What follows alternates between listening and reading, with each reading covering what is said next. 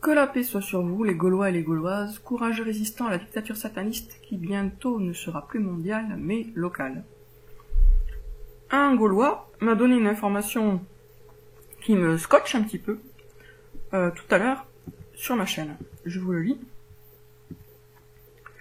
Merci Lucia, prénom lumineux, pour ce surnom ténébrifère que je ne connaissais pas. N'étant pas très littéraire, je croyais à un mot que tu venais d'inventer. Ténébrifère, substantif masculin, surnom du diable. Mais moi aussi, je croyais que j'avais inventé ce mot. Donc en fait, il existe. C'est un mot du moyen français, donc qui avait cours au Moyen Âge. Je le découvre, je ne le savais pas, et qui est un des noms du diable. Donc nous avons Lucifer qui a été énormément utilisé et mis en avant, et Ténébrifère qui a été enterré. Pourtant, la vérité, c'est que le diable apporte les ténèbres, pas la lumière. Donc clairement, qui a enterré Ténébrifère, c'est Ténébrifère. Il n'aime pas qu'on l'appelle par son vrai nom, ou en tout cas par un nom qui décrit bien ce qu'il fait. Et qui c'est qui a mis en valeur et qui a fait la promotion de Lucifer pour que tout le monde le connaisse? C'est Ténébrifère aussi. Donc, Ténébrifère, ça veut dire porteur de ténèbres, et à ce titre, c'est un mot qui convient parfaitement pour désigner le diable qui arrive avec le mensonge et qui donc nous plonge dans l'obscurité et qui nous met un bandeau sur les yeux. C'est son but, nous aveugler pour nous entraîner en enfer. Parce que si on voit où on marche, on n'a pas envie d'aller marcher pour aller se jeter dans un gouffre de feu.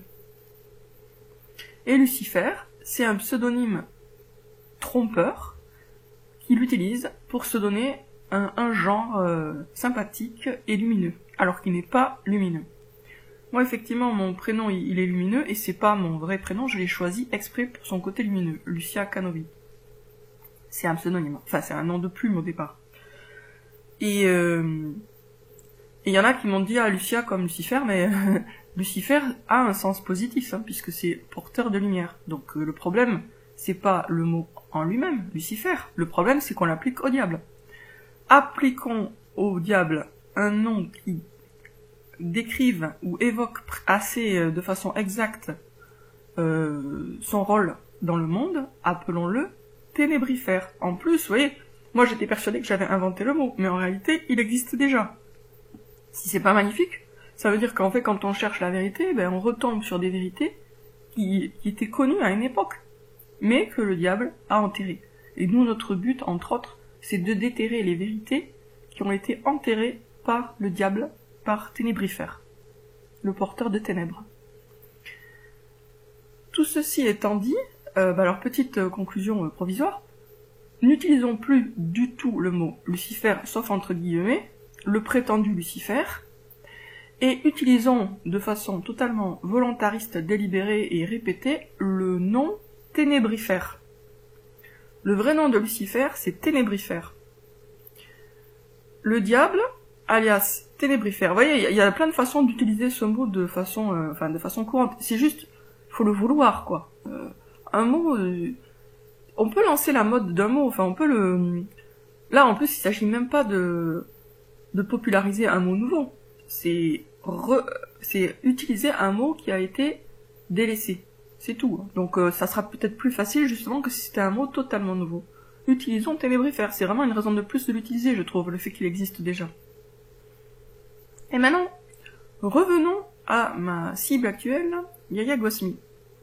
Il utilise le mot Lucifer à toutes les sauces, en tout cas il l'utilise beaucoup. Et non seulement il utilise le mot Lucifer, ce qui est déjà une façon de se ranger du côté du diable, en prétendant qu'il apporte la lumière, alors qu'il apporte les ténèbres, la nuit, l'obscurité, et bien d'autres choses pas du tout sympathiques. Mais Yaya Gosmi ne se contente pas d'utiliser le mot Lucifer, il prétend, et ça c'est grave, que Lucifer et le diable sont deux personnes différentes. Et comment argumente-t-il ça? En disant, oui, ben, le diable fait ci, et puis Lucifer, il nous trompe avec la fausse lumière. Bon, je simplifie par rapport à ce que m'ont rapporté les gens qui croient que Yaya Gosmi est bien guidé. On va partir du principe qu'ils ont compris, même si comprendre c'est un grand mot avec Yaya Gosmi. Et donc, Yaya Gosmi utilise deux mots pour parler du diable. Non, pardon. Yaya Gosmi prétend qu'il y a deux êtres, un qui est le diable, et l'autre qui serait Lucifer, qui est là pour tromper. est-ce que, au niveau soit de la Bible, soit du Coran, ça c'est cohérent? Absolument pas. Que ce soit dans la Bible ou dans le Coran, il n'y a qu'un diable. Et après, c'est sa descendance. Mais il n'y a qu'un diable. Il n'y a pas deux grands diables, il y a un diable. Celui qui a fait chuter Adam. Voilà. Celui qui a tenu tête à Dieu. Il y en a qu'un. Ce qui fait que prétendre qu'il y a deux êtres, le dédoubler, c'est raconter n'importe quoi. Et c'est aussi une façon indirecte, là encore, de faire la promotion du diable. Pourquoi? Parce que du coup, Lucifer étant séparé d'une partie de ses fonctions, on va dire, le côté Lucifer paraît encore plus lumineux. Alors, il va bien sûr dire, oui, pour nous tromper, mais ça reste toujours chez lui très très en détail. Hein. C'est Lucifer qui nous apporte la richesse, veut nous apporter la richesse, veut nous apporter le pouvoir de chuter. Le pouvoir de chuter, c'est complètement incohérent. Mais Yahya Gosmi, tout en ne maîtrisant pas du tout le français, il le maîtrise très bien, ce qui est assez paradoxal et troublant d'ailleurs. C'est-à-dire qu'il ne le maîtrise pas du tout en termes de syntaxe, c'est pas français ce qu'il raconte, franchement c'est du charabia, total. Et en même temps, en tant que manipulateur, il est très fort, ce qui fait que pour détecter et décrypter les manipulations, il faut se casser la tête, prendre juste un petit bout de phrase et y rester longtemps.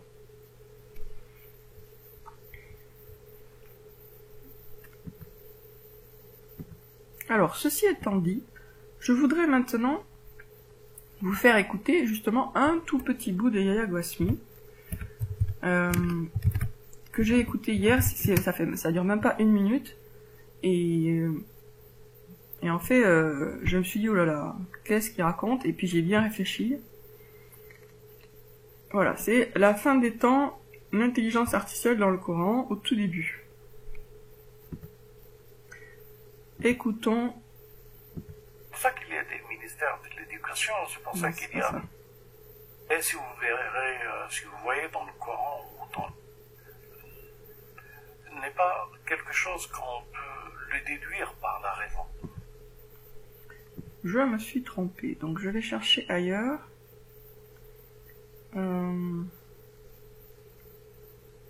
Ah oui, c'était Néom, l'élixir de Satan. Il n'y a que Dieu qui est médecin, donc il n'y a que Dieu qui a des élixirs.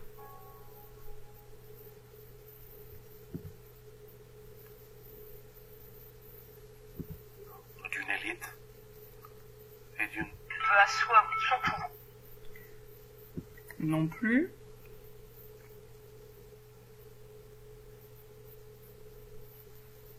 Peut-être c'est la fin des temps dans la famille. Ouais, c'est ça. Voilà, écoutons attentivement, hop. Bon, je viens à accélérer puisqu'il est lent, mais... Bismillah, alhamdulillah, ravi d'être avec vous.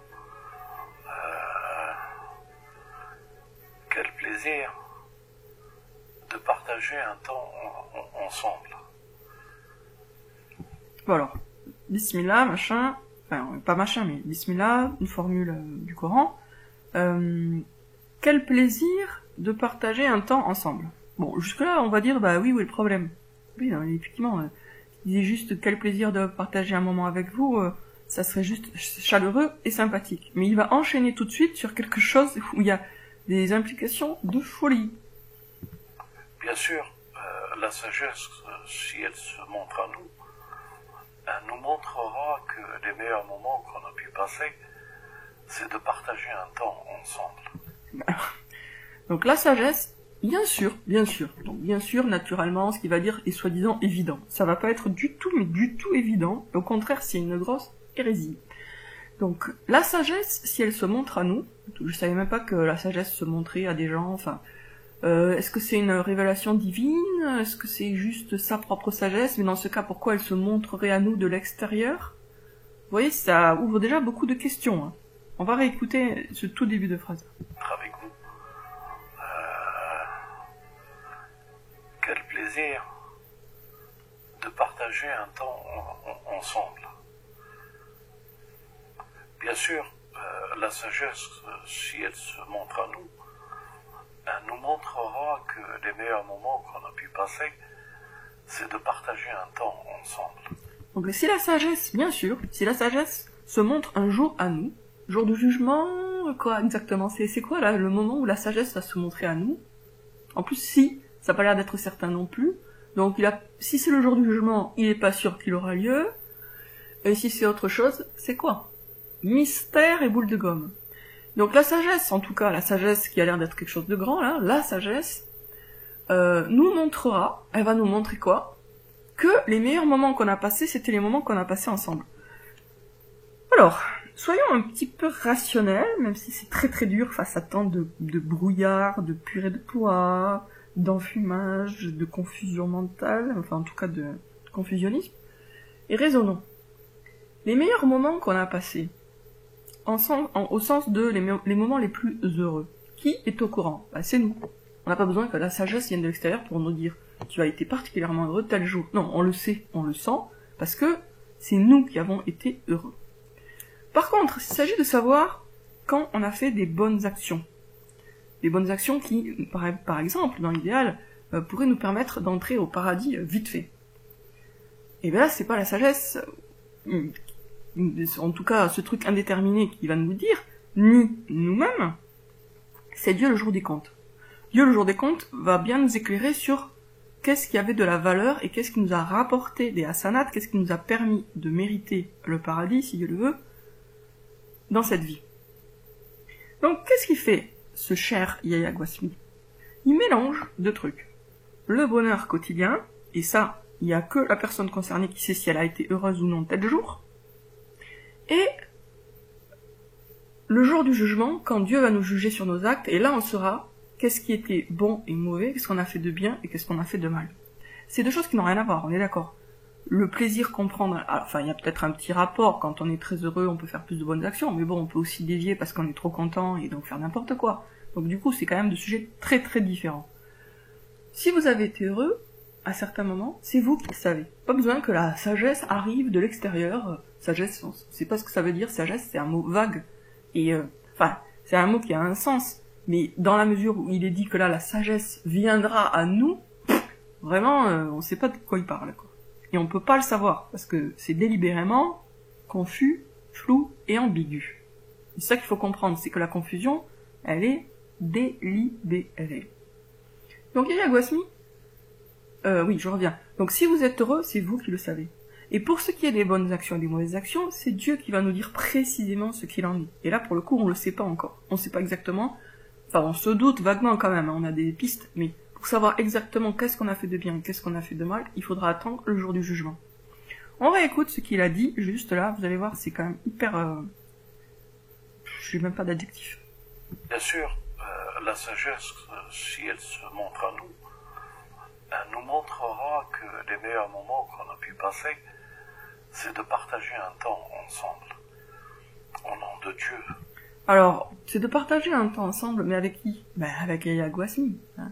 Donc en fait, la sagesse, quand elle se montrera à nous, bien sûr, elle nous dira que le meilleur moment qu'on a passé, c'était quand on était en compagnie de Yahya Gouasmi. Bien sûr, bah oui, bien sûr, parce que c'est un rapproché de Dieu, c'est un envoyé de Dieu. Donc forcément, quand on passe du temps avec lui, ça fait partie des meilleurs moments de la vie, voyez. Et de sa miséricorde, la sagesse, si elle...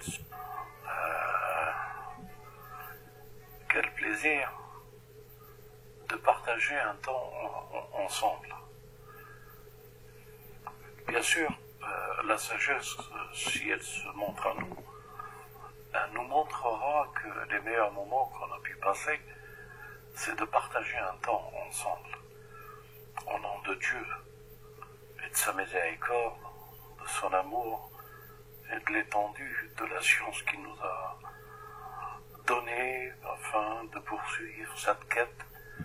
Donc, passer un temps ensemble, c'est ça les meilleurs moments. Passer du temps avec Yahya Gouasmi, c'est ça les meilleurs moments qu'on a vécu avec lui.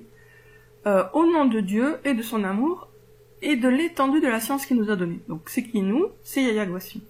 Donc, ce qui est les meilleurs moments de votre vie, c'est quand vous passez du temps avec Yahya Gouasmi, au nom de Dieu, au nom de son amour, de l'amour de Dieu, et au nom de la science, et au nom de l'étendue de la science, au nom de la vaste science qu'il a donnée à Yahya Gouasmi. Donc là, Yahya Gouasmi nous dit, même si c'est pas très clair, que Dieu lui a donné une vaste science. Voilà, il affirme. Et du coup, je suppose que c'est du coup, si vous passez du temps avec lui, eh bien, vous allez peut-être aller automatiquement au paradis, puisque la sagesse vous révélera que c'était les meilleurs moments de votre vie. Donc meilleurs en quel sens? C'est pas vous avez sauté de joie quand vous le voyez, donc je suppose ça veut dire que le simple fait d'avoir passé du temps avec Yaya Guasmi vous garantit le premier rang ou l'étage le plus haut au paradis. Vous allez directement au 7e ciel, à l'étage le plus haut. Parce que vous avez passé du temps avec Yaya Guasmi à l'écouter, puisque bon là vous pouvez pas le faire en live, mais vous pouvez quand même regarder ses vidéos. Et du coup, vous pouvez comme ça passer du temps, les meilleurs moments, ça va être les meilleurs moments de votre vie, et ce que la sagesse vous dira, bien sûr, hein, un de ces jours, si elle se révèle à vous, la sagesse vous révélera que les meilleurs moments de votre vie, c'était ceux que vous avez passés à écouter Yaya Guasmi, au nom de Dieu, au nom de son amour, au nom de sa miséricorde, et au nom de la vaste science qu'il a donnée à Yaya Guasmi. Donc là, qu'est-ce qu'il fait, ce cher Yaya Guasmi? Eh bien, il fait croire à ceux qui le regardent que le simple fait de le regarder, ça va leur donner une bonne place au paradis. Voilà. Il le dit pas aussi clairement, mais c'est ce qu'il implique, suggère, sous-entend. Alors, il dit pas là, Dieu, bien sûr, Dieu vous dira que les meilleurs moments de votre vie, c'était ceux que vous avez passés avec moi, à m'écouter. Il ne le dit pas aussi clairement, mais c'est bien la seule manière logique et rationnelle de comprendre ce qu'il dit. Parce que si on dit non, il parle juste du fait que c'est des bons moments, ben ça, c'est pas à lui de nous le dire. Hein. On est capable de savoir si on est heureux ou pas, sans lui, hein, sans qu'il nous le dise. En plus, le côté bien sûr, les meilleurs moments de votre vie, c'est ceux que vous passez à m'écouter. Vous voyez tout le nombre extrême de messages qui passent en très très peu de temps dans un français complètement bancal, pas du tout français en fait d'ailleurs. C'est du, bon, je vais pas dire d'adjectif, mais c'est pas correct en tout cas comme français, loin de là. Et malgré ça, il réussit à manipuler à fond les manettes pour vous faire croire que le simple fait de l'écouter vous donne un ticket pour le paradis. Ben moi je suis là pour vous dire, entre autres, que le fait d'écouter Yaya Guasmi ne vous rapporte aucun asanat, aucun, et que ça vous conduit au contraire à croire que le diable n'est pas votre ennemi, mais votre ami. Donc, non seulement le fait d'écouter Yaya Guasmi ne va pas vous donner des asanat, mais ça vous éloigne de Dieu, et ça vous rapproche du diable. Je répète, le fait d'écouter Yaya Guasmi ne va pas vous donner un ticket pour le paradis, mais va vous rapprocher du diable ténébrifère et vous éloigner de Dieu, le vrai porteur de lumière, et le porteur de la vraie lumière, et la lumière des cieux et de la terre, la lumière. Le fait d'écouter Yaya Guasmi va vous plonger ou vous plonge dans les ténèbres, et si vous le faites quand même, c'est que vous faites confiance à Yaya Guasmi quand il vous dit que le simple fait de l'écouter, ça va être un des meilleurs moments de votre vie, ce que vous révélera la sagesse un jour, autrement dit, un de ces jours, le jour du jugement, logiquement, vous découvririez que, grâce à Yaya Guasmi, vous avez gagné plein de hasanat. Bon, faux et archi-faux, enfumage, manipulation mentale, ruse, artifice, rhétorique, hypnose, piège, gros piège. Et d'ailleurs, il est un peu gros quand même, Yaya Guasmi. Donc, le piège est encore plus gros que lui. Sur ce, je vous dis à bientôt les amis.